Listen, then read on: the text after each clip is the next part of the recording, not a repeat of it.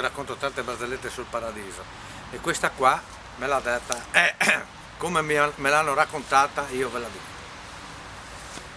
Arriva questo, muore questo qua, arriva su San Pietro gli fa, sì, salve, buongiorno, mi chiamo Belardinelli Franco, sì, ma scusa, adesso vediamo, sì, ma la tua vita come sta? Ma guardi, io ho tre figli,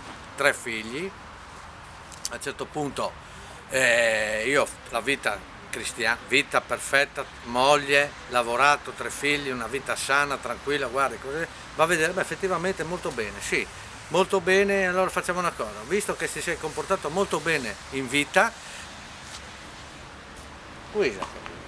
Ah, non Tommy. Beato, finite! Dai, fonde! fonde! Va là. Allora, visto che ti sei comportato bene, queste sono le chiavi della Ferrari, tu giri in Ferrari per il paradiso. Grazie San Pietro, porca miseria, grazie. Prende il Ferrari e via con la Ferrari.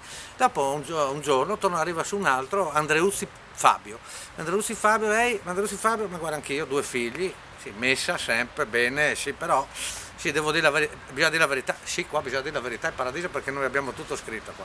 Ma la verità è che una scappatella è successo con una mia amica.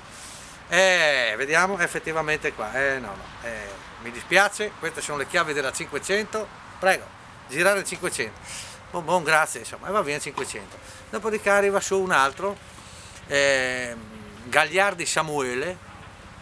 Io non mi, sposare, separare, divorziare, trattare une, poi fare con un'altra, lavorare, cambiare lavoro, un casino, frus con una e frus con un'altra, però io ho vissuto a San Pieri,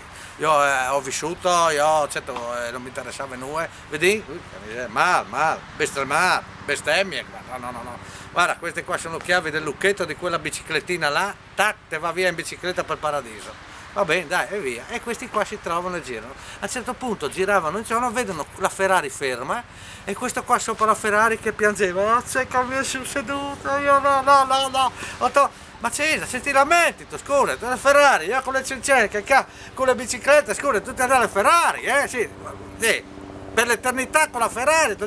No, ma non è per Ferrari. Ecco, appena ho visto mia moglie passare col monopattino. Ha ha ha!